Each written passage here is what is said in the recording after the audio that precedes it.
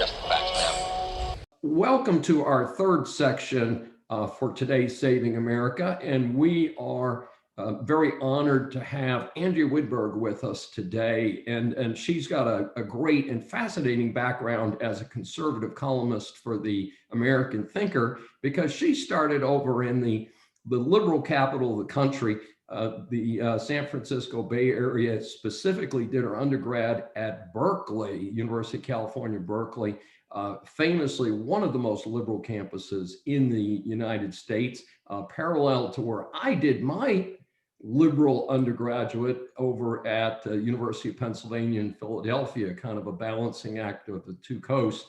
And I, however, was already a conservative before I got to Penn, and it made it a very unpleasant experience. So, and Andrea has an interesting path, because then she came over to our neck of the woods here in Houston, Texas, was up the road at the University of Texas Law School, and then went back to the West Coast and raised some kids and did some other interesting things as an attorney, and has turned to full-time writing. And we are just, I am such a huge fan of her columns.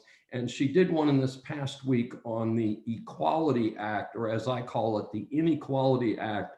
And I just had to have her come on to Saving America in our Just the Facts section to talk about the damage that this law, if passed, might do to the United States. And Andrea, welcome, and tell us a little bit about the proposed law.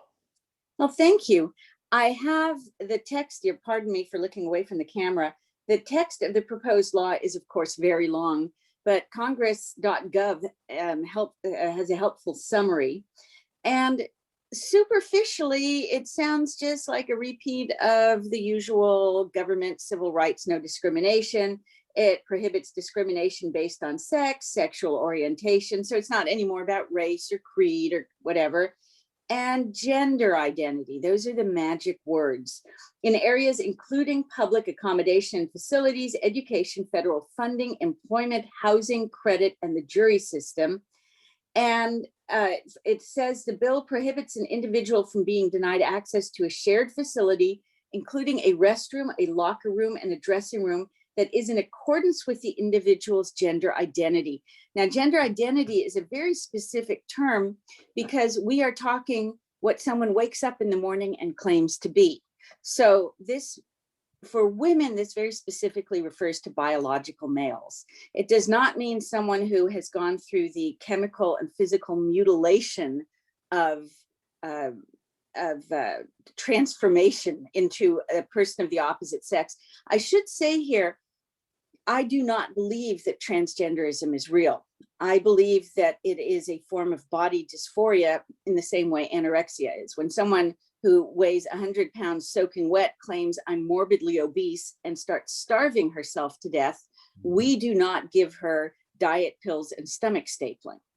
What we do is say that there is a mind-body disconnect, and we work together to align her mind and body to the reality that she's not morbidly obese.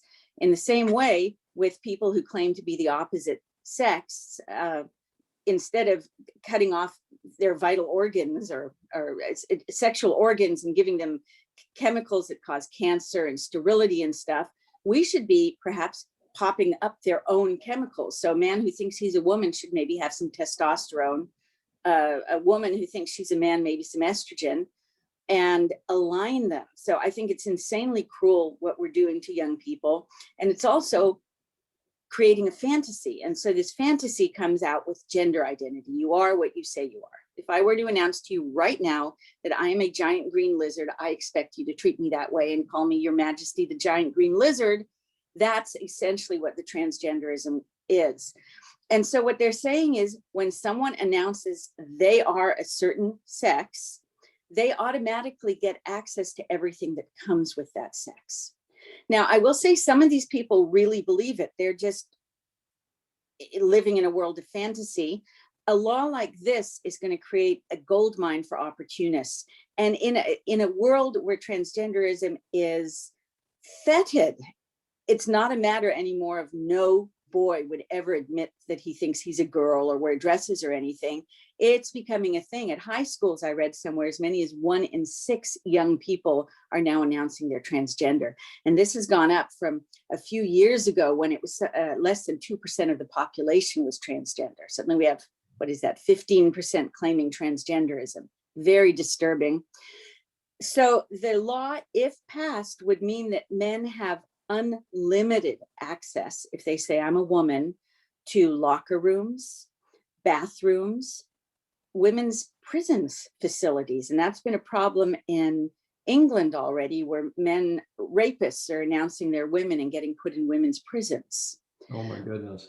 Yeah, that So doesn't sound like a good track. So you're saying one of the things that I hadn't thought about is the impact on prisons and jails, because there's a lot of tough customers over there, and I didn't think about that as a potential ramification, and obviously a serious one. Obviously, the restroom situation is huge. As the father of a daughter and 2 beautiful granddaughters who are not quite to puberty yet, the thought of some man going into a restroom where my granddaughters or my daughter are using the facilities is just immediately disturbing to me.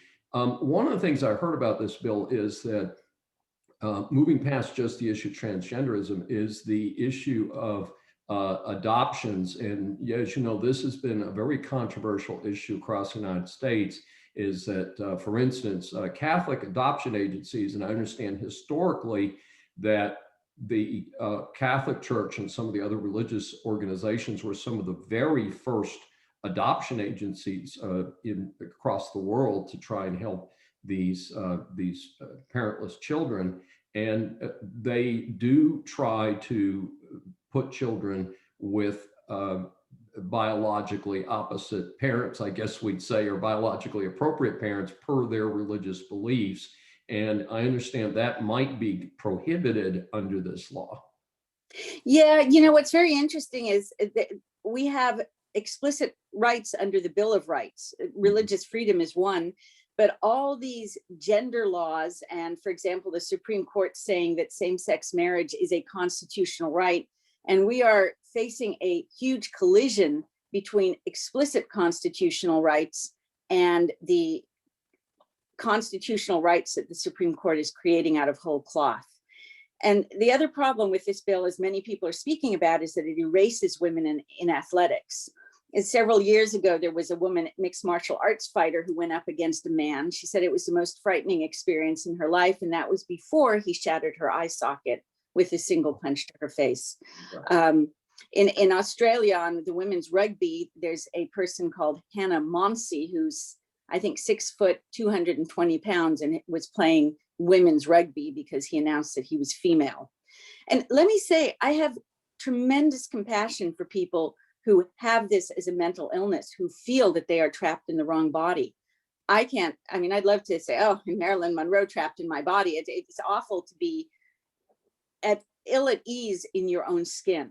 I get that, but it doesn't mean that society has to bow down to that tragic delusion. But I had an interesting thought last night, apropos the Constitution and imaginary constitutional rights. Regarding abortion, I'm not going to get into pro-choice or not. I will simply say that it should always have been a states' rights decision because it's not explicitly part of the Constitution.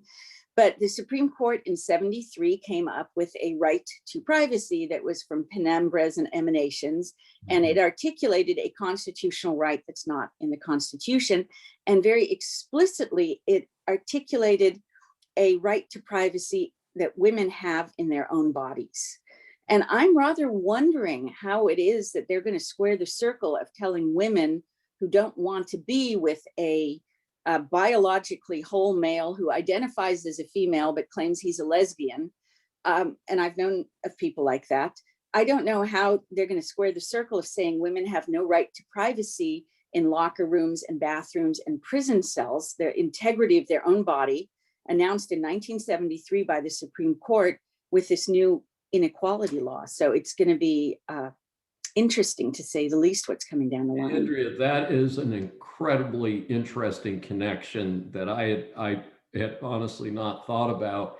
And I, as we talked about, I'm a huge fan of women's rights, and I'm the work in a business school, and we have more women than men in business school. We have more women than men in law school today. We're not quite at parity at medical schools, but I think we're rapidly approaching parity. Statistics last year that were 55% of college graduates were female.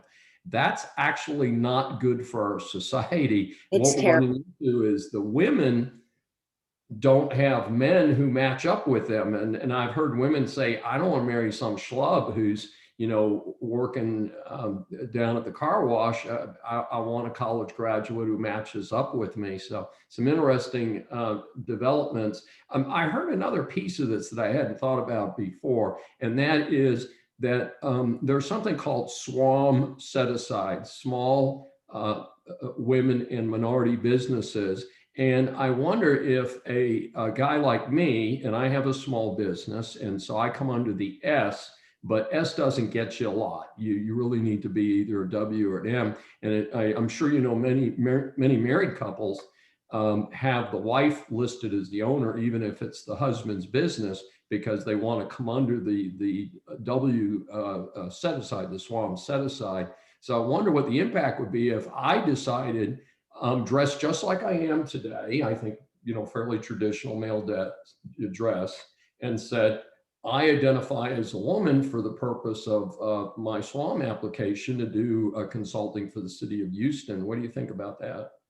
I think you could get away with it, although I don't think you could do it. I identify as a woman for purposes of business. You would have to say, I identify as a woman in all areas of my life, including, and people would say, well, you're still married to a woman. And you would say, I identify as a lesbian. And people are doing that. And years ago, someone, I knew her father, a genuinely mentally confused man. He, after her mother died, he showed up in full drag regalia and said that he was going to have a sex change because he always was a woman. He knew that. And she saw him later. He hadn't had the sex change, and he was dressed back in dad clothes, normal clothes, and announced that he had decided he was a lesbian, and it was easier to get women when they thought he was a man. Oh my gosh. So this kind of confusion, again, it is tragic. I mean, at an individual level, it's tragic. At a societal level, the tragedy is imposing that kind of mental confusion and body dysphoria on society at large, announcing that it's law. Women who can no longer compete in sports, it closes them out of college athletics. Now, I have to say, I am not in favor of any time government puts its thumb on the scale. These small women in my businesses and minority-owned businesses, I think a healthy government stays out of this.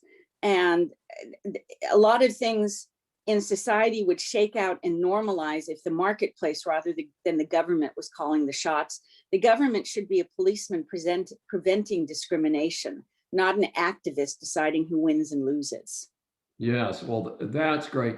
Andrea, as you know, we try and keep these segments to a certain length, and you and I could definitely do this for the next 2 hours. So maybe we'll have to get one of those NPR specials and line up a couple of people and have a great debate.